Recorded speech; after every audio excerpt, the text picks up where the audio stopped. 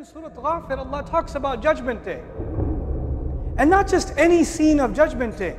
Not just any scene. Listen to this. إِذْ يَتَحَاجُّونَ فِي النَّارِ فَيَقُولُ الضُّعَفَاءُ لِلَّذِينَ اسْتَكْبَرُوا إِنَّا كُنَّا لَكُمْ تَبَعًا فَهَلْ أَنْتُمْ مُغْنُونَ عَنَّا نَصِيبًا مِنَ النَّارِ قَالَ الَّذِينَ اسْتَكْبَرُوا إِنَّا كُلٌّ فِيهَا إِنَّ اللَّهَ قَدْ حَكَمَ بَيْنَ الْعِبَادِ. Listen to this carefully. What am I trying to get across to you? When they are going to be debating with each other in the fire, there are people in Jahannam, Allahumma la taj'alna minhum. There are people in Jahannam that are having an argument among each other. Who's having an argument? Allah says the weak are having an argument with the people who used to have power. The weak, the oppressed, the people who were scared to speak up, the people who could have spoken up, but if they spoke up, there would have been consequences. The ones who stayed quiet, those are now speaking against those, to those who were in a position of power. By the way, both in the fire. Both in the fire. And they say, we used to follow you. Inna kunna lakum taba'an. We used to follow you. Could you help us out against this fire? And they say, no, everybody's in the fire. The real master has already made his decision.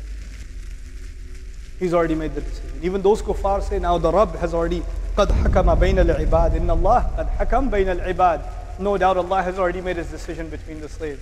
What is he saying? What are these people saying? These people are saying, the only reason the weak are, why would you think the weak should be in hellfire? The weak are victims. Yes, they are victims. You know what their crime is? Not speaking the truth. You have no weapon in your hand. You're weak. You have no weapon. You have no military resources. You have no economic resources. You have no social resources. The one resource you have is your tongue that can speak the truth. That's it. That's it.